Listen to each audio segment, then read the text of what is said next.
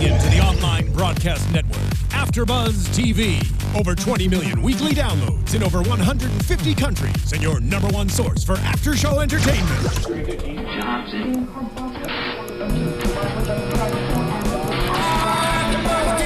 AFTERBUZZ TV, the destination for TV superfans. Producing aftershows for over 300 of your favorite TV shows. Interviewing celebrities and showrunners. And bringing you behind-the-scenes exclusives. All thanks to E! Entertainment's Maria Menounos, producer Kevin Undergaro, and internet leader Akamai. Now, let the buzz begin! Hey everybody, welcome to AfterBuzz TV's Spotlight on Interview series, where we get to sit down one-on-one and talk with actors and producers and showrunners. And I am your host, Chloe West, and today we have a jack of all trades. We have actor James Wilder in the house. Hi James, thanks for coming in. Or Jack Wilder if you prefer. Yes, jack of all trades. Seriously though, a jack of all trades. Like, you are, not only are you an actor, and we'll get to the film that you're here to talk about, but you are an architect, and I should have brought chainsaws because you can juggle 3 chainsaws. Like, what? You know, one of the last of the real guys. Oh yeah, I feel disappointed. Like, I feel like the audience is now wanting that. Like, we should have had chainsaws ready to go. There you go. We could have done the chainsaws. Yeah. Can you still do that? I can actually. I actually did that at some Christmas benefit show, which is really kind of awesome. So how do you practice that? For the novice chainsaw jugglers. For your novice chainsaw jugglers, exactly. Well, use somebody else's arms. Okay. That's number one. It was really funny. I tried to do this. Well, first of all, I started, you know what? We'll get to that point. I started as a shoeshine boy in Oakland, California, going to an accelerated learning institution in Pacific Heights of San Francisco. So right there is the paradox and the anomaly. And even though we were wearing suits and ties, shirts, ties, long coats, and short pants, why I couldn't figure out who did the dress code because we were freezing, overdressed on the top, underdressed on the bottom. I was kind of moving with the city and the place that I was, involved with, which was like whole post-hate Ashbury, pre-Burning Man phenomenon at an all-boy parochial school, learning pre-calculus at the age of like 9 years old. Great. I was trying to say, how come we're learning, how to multiply letters and divide consonants as opposed to balancing a checkbook? There was no answers for that, and I still think to this day that the precursor of education in mathematics should be Rich Dad, Poor Dad. Do you know that book? Oh, yeah. Awesome. Oh, yeah. Real yin and yang, asset liability flow charts. It was really cool. But anyway, they didn't listen to me. So I decided to go my way and start to shine shoes. Nobody was really interested in a white Anglo-Saxon Protestant shining shoes in Oakland. So that, moved on to that job and started looking outwards into the tourist area, where you had a lot of really interesting street performers. And at that time was Harry Anderson. I don't know if you know that. I remember Pier 39. Yeah, Pier 39, yeah, at that time, in San Francisco, yeah. And a lot of guys came from this street performing area that I did, which is like A.J. Whitney Brown. He was one of the head writers and performers on Saturday Night Live. Harry Anderson, Shields and Yarnell. It was a really cool melting pot. And so I put this one kid or one man show together, writing my dialogue, which at the time was, I got it here, I'm going to show it to you now, the most amazing and amusing, educational and confusing artificial scaffold pattern you ever before witnessed in public. That's right, step right up. It was this thing, I was this 9-year-old kid doing this kind of street rap. You were 9? Yeah, 9 years old at this time, because you have to understand, these accelerated learning institutions grow you up quick, and you realize they are literally accelerated. Yeah, you realize you're in capitalism. You better learn how to make cash fast. Great. So it was the, either you're a baby broker, on your way, or you're going to be an entrepreneur, and I went for the entrepreneur thing. Since my mom is French, I like that word anyway. Yeah. And I started eating fire and juggling and doing tightrope and mixing all this kind of wild sensationalism into a one-person street show. Cool. And that's what I did. And then around 14, I got spotted by a booking agent that flew me to Paris to perform at the Moulin Rouge. So I was living at the Moulin Rouge in Paris by myself at the age of 14. That sounds like every 14-year-old boy's dream. Yeah, I would say. Yeah, we have certain parts of that story. So it was really cool. And that's a it different was, interview series. Yeah, it's a different interview series. That's the 50 Shades of Grey interview series. Yes, so. exactly. And as I got, as I got older, the juggling and taller, because you're 9 years old, you're really cute. You look like who was the co-lead to Oliver? Oh, Dodger. Exactly. The Dodger, the Artful Dodger. After I grew out of the Artful Dodger period, I was like 17. You had to step it up. So I decided. Chainsaws. 3 running chainsaws was like really cool. Yeah, that is really cool. And so is that street performing how you found acting? Is that sort of was like a little segue into it, or you just really liked being on stage in front of people and sort of? I realize you have to make a living and you have to do what it is that you like to do. And as soon as I started doing that and performing and entertaining people and making people laugh and part with their money, I said, this is me. I really like it. So, and I was traveling all over the place. Acting, I'd never really met any actors that I've ever really liked up until very, very few, because they're very self-absorbed in the whole thing, which sounds a little redundant with me doing this show, but I never really had that much interest in that, but people kept urging me towards it and urging me towards it. And I finally started doing that one-man show. I was playing the Greek Theater and the Roxy and the Whiskey.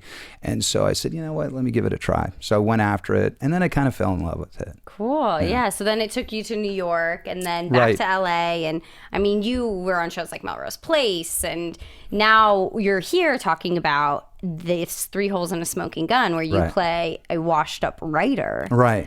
And so what did you find interesting about this film and this role that drew you to it? Because you're an actor, but also, it seems like you have a ton of things happening on your plate, being a designer and an architect and things like that. So what made you decide that you wanted to take your time to put towards this role? Well, it was good writing.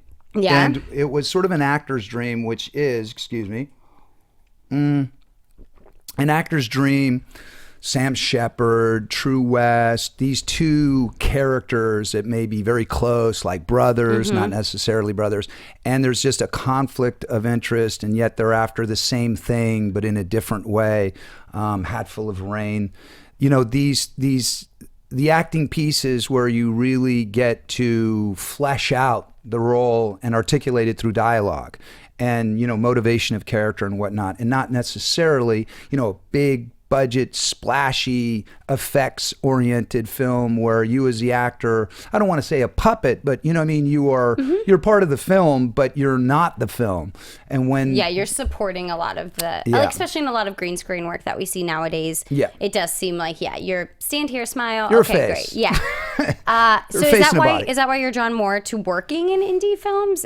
For sure, I love indie films. You know what I mean? They feel like a meal that was prepared just for you. You know what I mean? And it's sort of, and you got to have chops. I mean, you really have to deliver, because if you don't, there's nothing else to fall back on. There's not a great soundtrack, and you don't have all kinds of, you don't have the Batmobile. You know what I mean? You just have really good dialogue, and you got to make it work. And I enjoy the challenge of that, because when it comes off really well. If it does come off, and if it doesn't, well, So with this role, you mentioned Sam Shepard and being very dialogue heavy. Were you nervous for an indie film to be so dialogue heavy that the audience would be able to, sit with it and go through the story? Because I think sometimes when you see very dialogue heavy films, unless you're, Aaron Sorkin, people get a little bit nervous, like, this is a lot for the audience to handle. Or do you sort of just trust yourself, trust the other actor, trust the director, and kind of go for it? I think that's a really, really good question. So the only way I could possibly answer that is I wasn't doing this for others. I was doing it for me in the sense, and I don't mean that in a selfish way. I just meant that if I really ponder what you had just said, do people have like 90 minutes of an attention span to get involved with just 2 talking people over the same problem, essentially, until it's resolved or not resolved? I would drive myself insane. Right. Because you would just then have to lend yourself to tricks to make it interesting and splashy and not really kind of stick to that moment to moment work that you just have to trust. And that's what I mean by sometimes it plays and sometimes it doesn't. And it takes, it takes a good hand at editing and, the other arenas to know, those moments to cut out and those moments to put in and another really good actor. It's like you're playing tennis, so it can't be just one player. Right. Now, talking about indie films and what you like to watch, was there a film, because it is Oscar season right now, so the Oscars are coming up, is there a film that you think deserves to win the Best Picture or maybe that you wish was nominated? Let me ask you what you think, because I think it's going to be the same film. What do you think? Really? What I think is going to win? I think Boyhood. Oh, Boyhood. Yeah. I really liked Boyhood. I thought it was in a filmmaking sense and in an indie picture sense. I think it's an undertaking to trust a director and an editor that you will go, 12 years and that they'll actually make the film and then trust that all the actors will continue and it worked out. And it was a really interesting story to be told. And I just think it should be awarded for its courage to go ahead and do it. And I think it's cool because it was film and then digital and they filmed it that way, the way technology moved. And I think that's pretty cool and different. So yeah, I think Boyhood should win. I can't speak intelligently on that because I didn't see Boyhood. What? No, not yet. It's 3 hours, so you do have to have more than a 90-minute attention span of an audience member. But it is very, it's different. It's cool, but it is 3 hours. I will not lie to you. You need to put away time to see it. Did you like Michael Keaton? Oh, yes, Birdman. Right. Oh, that's come what I was going to say. No, Birdman. That's what I thought you were going to say. Birdman is great. Once you see Boyhood, they're very different. Right, that's the thing. Just like Sniper is very different. You know what I mean? It's a completely different kind of film. So it's so hard to say what is the best because everybody's particular life and lifestyles and their orientations and what they're going through, it's going to evoke different sort of intellectual and emotional stimulation for them. So it's really hard to say, but I just thought that was a great film. It's different and it's cool. And speaking of soundtracks, it's very awesome and the drums. And so when you, speaking of like what people are going through when you see it, and do you try and choose films that, they always say art imitates life and life imitates art? When you're looking at a script or when somebody hands you a script and they really want you to be a part of that project, do you ever lean towards something that maybe that is something you're going through as well? This character you play in 3 Holes in a Smoking Gun is a washed-up writer, but do you ever feel like, oh, I relate to this aspect and I want to work on this, or somebody and you really pull from their life or therapy, anything? like personal therapy work just something that maybe you connect to more than just the storyline within the character? I mean, I think, you have to. I don't think, it is birds of a feather. I mean, I don't care how much someone says, wow, that actor really took a departure. It's still them. And they still did it. It's some aspect of your life, and people take huge departures in their lives. Sometimes someone that swings a pendulum every hour, and then someone, 10 years later is going, wow, you're such a different person than I remember 10 years ago. And they are. So yeah, you do have to relate to it, but I think it comes to you in sort of, like a symbiosis. I mean, it brings itself to you and you bring yourself to it. You know what I mean? So I don't think it was accidental that this thing came my way. And I kind of felt that because this writer that approached me said, you were in my mind as an actor when I was writing this. Oh, wow. And I think he'd be a liar to say there weren't other actors that was in his mind while he was writing other parts of it. But, and that's the way it usually is, I would think. Right, because if you're not available, but there's certain people that fit certain molds and, in certain things, people that are engaging yet are, there's just different actors that kind of fit. You'd say, let's just say Chris Walken and Dennis Hopper, they could switch the roles and both be great, but play it completely differently. Absolutely. And so, but you'd still say both would be right for that role. They're going to make it really interesting. You know what I mean? Yeah. I would think. So I don't know if I answered your question exactly. I think so. You know what I mean? I don't look at it ever as therapy. Yeah. But I think that's a little dangerous. But I do find that learning acting and finding yourself and looking for that inner truth is very therapeutic. I just don't think that it's the place to do it on the job, if that makes sense. Absolutely. Yeah. So the writer came to you. Does that happen a lot for you? Is that how you like to sort of choose your roles, or do you feel that you're... Wouldn't you? Yeah, Listen, instead of you trying to come to it, but it comes to you. Yeah. I mean, that's a great way for something to happen. Does that happen a lot? Not as often as I would like it to, but it happens often enough to be very gracious and appreciative that it happens at all. So, do you find yourself more connected to those types of roles when they sort of approach you in the way of like, oh, I was thinking about you when I was writing that? Or is that more of like your ego being excited and of course I'm going to take this role? Right. Yeah. Well, I think it's a very, that answer would be, one is when you really have to fight for something and you get it, you know it inside out, and it's like it lives in you. And when something comes to you, you could end up becoming lazy because it just was so easy to get. I mean, that's sort of, we all want what we can't have, supposedly. So it's a good question. The answer would be, I'm someone, as you can probably tell, I always look at the glass half full. So if I was not even being considered for the job and I got the job, I really like that. And if someone said, hey, I always had you in mind when I was writing this, I love that too. Yeah.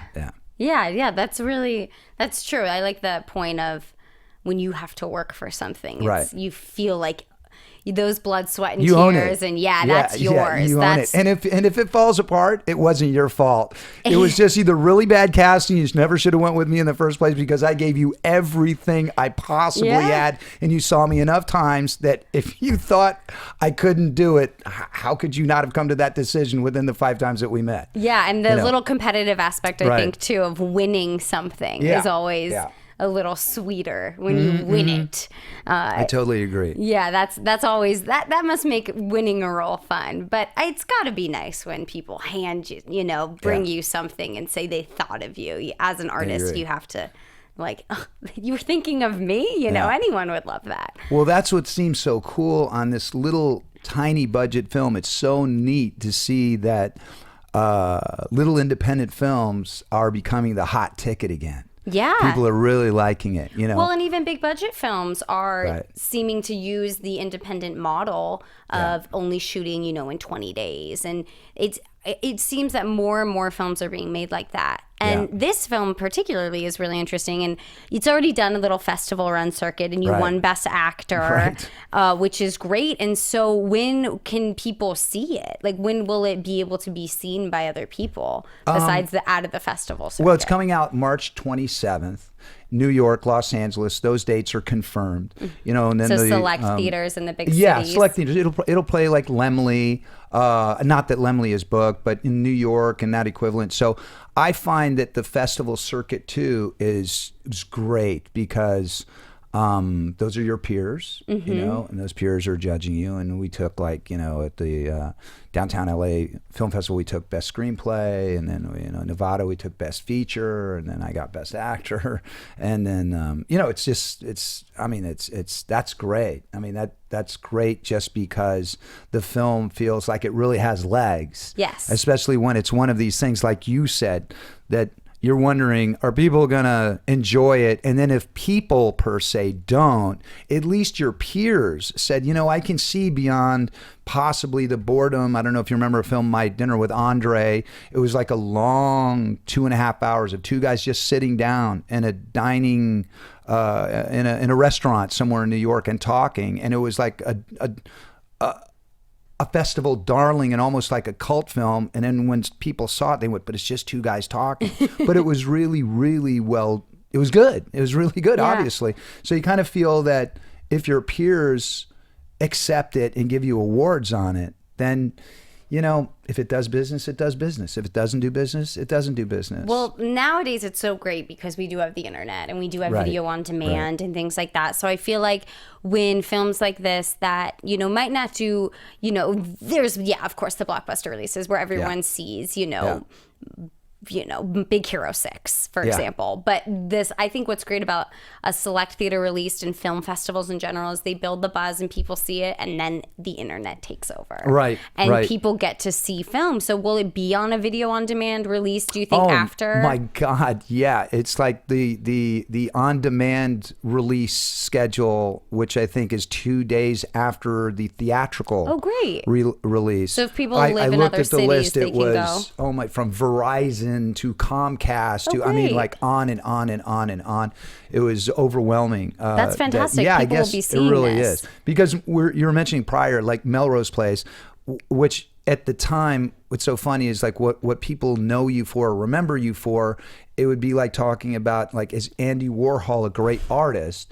Well, I mean, the stuff sells for $10-20 million, so it's valuable and it's art, but it's popular art. And the stuff that I really liked and really wanted to kind of be known for was like this Miramax film that I did where it was off a book called Brothers in Blood, and the movie was called Murder One. And I played a guy that was set on death row. And I flew to Atlanta Reidsville State Penitentiary, which is a level 6, highest level. Wow. It's like San Quentin. And I sat with this guy, and this guy was chained to the floor. And I had a real like one-on-one. They asked, you want an armed guard in the room? I said, no. I said, it's okay. I said, he's chained to the floor. I said, it'll be all right. How much and this guy was happen? trying to be very like sympathetic, and he's hoping that maybe if I play him in a sympathetic way, maybe there'll be a parole. But I mean, he's on death row. And it was a really cool film that I really liked. I don't know if I've had anybody ever come up and say Murder One. That was awesome. Maybe after this, though, because is it on the internet anywhere? Is it on Netflix? It is, yeah. It's on Netflix. It's like you never know. We live in the internet space. Yeah, that's true. That's true. And we're in what's great is like people who aren't in large cities and who unfortunately don't get the pleasure of getting small theatrical releases. Right. Well, at least I think that's what's so great about the internet and video on demand and things like Netflix is people who are movie fans, because I'm from Virginia and I loved indie films, and we had one theater that would get films like Boyhood and like those are big budget indies, so we would get the bigger budget indies. But when you come to like a Los Angeles or a New York and you're seeing we get all these movies, and the directors and the actors get to come and we get to talk to them, and it's so different. And so it's so special, I think, now with the internet of like people can scroll through and see these types of interviews and then be like, I'm gonna watch Murder One. That's like cool. I like these murder dramas. And were you chained to the floor in that one? No. You said that was after the fact. I did the story up until the point that he got chained to the floor. Yeah. And but what I was saying also, what's really strange about Melrose Place is at the time I was I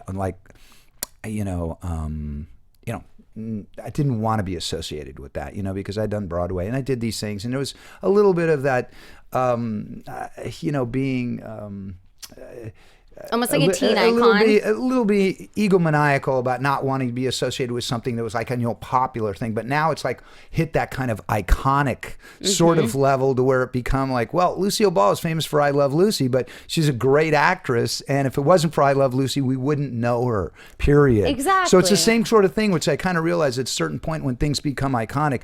And the Michael Caine theory is like, you never know where fame comes from. He had movies that he thought for sure would be nominated for an Academy Award, and they went nowhere. And then other things he just did for some pocket cash, all of a sudden he's nominated for an Academy Award. So that's sort of, a little bit of you can't really pick, the winning horse, you know what I mean? Or we'd all be millionaires. Did you do any research in this role? Where did you, talk to any writers more specifically? I had a guy that I know that will remain nameless that was like the perfect model for me for this part. And I really admire this guy's work, and he's a really talented and he's a cool guy. So that was sort of my secret identity within this thing. Do you do that a lot? Do you like to pick maybe a real life either writer or... do you like to sort of see their life, or do you kind of, if if you're playing, a policeman or something, or you're like, I get it, like, or do you always sort of like to talk to a real writer or a real person on death row, or? Well, I mean, if you're playing that guy's story, and I've done quite a few of those stories where I was playing somebody, like I played Jeff Gillooly when they did the Tanya Harding story that got all that press, and it was something that was a media blitz. No, I didn't talk to him, but I had to I had to research him. I had to look like him. I had to sound like him, as much as you could. It was obviously an easier marrying up than it was being Tonya Harding. Do you know what I mean? Yes. But still, there was that element of it. And so it's a good question. You posed some very good questions. I like that. Some of these things, after you completely imbue yourself into the project and release yourself out of it in some sort of weird metamorphosis, you don't even remember it. It's like you ask the butterfly, do you remember, being a worm, and you kind of go, No. Or a caterpillar, I don't really even know, So some of these things, when you're done with it, you're really done with it. But all those questions, I think every question in the world goes into something that you're responsible to perform. Because what do they say? They say the number one human fear above death is public speaking. People would rather confront death than have to speak in front of a group of people. I mean, so that in itself, I don't relate. Yeah, right. Yeah, probably don't. I think I do, in the sense of you don't want to fall down in front of a crew to where you can feel it if the crew hates what you're doing the first day, because it's their film too. And they own it. That's a great point. And they don't want to be stuck, even if it's 20 days now, they don't want to be stuck doing 12-hour, 20 days with a film that they went, oh my God, I want to take my name off this. So do you feel that when you go in as an actor? Do you feel like you have a responsibility to the gaffer and the mic guy? I do. I feel like I'm a little bit in my own private Idaho. I'm the admiral of that ship that I'm on. And these guys are on my ship. You know what I mean? Just like I'm on their ship. Right. And so I have a responsibility to be a great first mate on the producer's ship. But then when we're on the actor's ship, if that ship sinks, the whole project sinks. So, I want to say, hey, I'm a team player. I'm going to do everything I can. We're going to make this work. This isn't as easy. I don't think anybody drove down to LA to be a gaffer. You know what I mean? So it is a boulevard of broken dreams. So sometimes people say, hey, you know what? Maybe I didn't get a chance to be a great director, a great actor, or a great writer. Maybe it wasn't my fault. It just wasn't in the cards. But I still love this business so much. I want to be part of it, and I want to have that vicarious experience. Well, then that's my responsibility to bring that forward. Yeah. That's great. I really think that's really special, and that you think of it like all of those people in that way. I think that must make this set life very enjoyable and nice, and kind of lifting everybody up in a sense. And people respecting, like, this guy's respecting my time, and he's really bringing all he can. Is there anything else that you want to say about Three Holes and a Smoking Gun, and why we need to go see it, and any little special twists and turns that twists and turns with that? It's just so surprising. It's just so I just feel really just very gracious and very I'm big about manifesting, and I like to try to manifest things to happen, not in any sort of very, very weird way, but just like, just visualize it for yourself and put yourself there. For years and years I've been quitting smoking, and quitting's very easy for me. As Mark Twain said, quitting's easy. I've done it a million times, but I will get past that physical addiction. And for some reason, I'm still stuck with the psychological addiction. So, I kind of start using visualization work for seeing myself never smoking again, but then also bring really good things into my life. You know what I mean? Like particular projects that are amazing. And, believe it or not, I had to sit down and say, can I really see myself juggling 3 running chainsaws? I said, I think have that's to see that happening, because if I can't, it's not do gonna, not do it. Yeah, There's not a lot of room for errors. I think that's a great metaphor for life. If you can't see yourself juggling 3 chainsaws, it's not going to happen. If you can't see yourself doing something, it's not going to happen. I think Henry Ford said, if you think you can, you can. If you think you can't, you can't. That's great. Very simple, very awesome. Yeah. Is there a website that people can go on for Three Holes and a Smoking Gun so they can see where the releases are, and they can potentially see where they're going to go see it?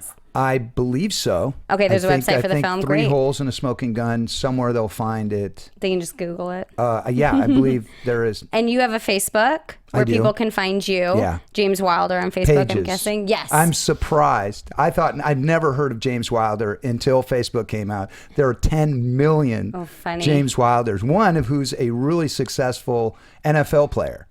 Great. So, great player. So my Also pictures, an actor. my pictures are mixed with his. That's and I was just great. like, wow. That's not so bad. No, it's really cool. So James Wilder Pages. Great. Yeah, well, everybody go check that out. Go check out Three Holes in a Smoking Gun. And if you have Netflix, for a Netflix pick, check out Murder One. Right. Another sounds super interesting. I think that'll be my next queue on Netflix for me for sure. Thank you guys so much for watching AfterBuzz TV's Spotlight On. I'm Chloe West, and you can find me on Twitter at ChloeWestX. See you guys later. From executive producers Maria Menounos, Kevin Undergaro, Phil Svitek, and the entire AfterBuzz TV staff, we would like to thank you for listening to the AfterBuzz TV network. To watch or listen to other after shows and post comments or questions, be sure to visit AfterBuzzTV.com. I'm Sir Richard Wentworth, and this has been a presentation of AfterBuzz TV. The views expressed herein are those of the hosts only and do not necessarily reflect the views of AfterBuzz TV or its owners or principals.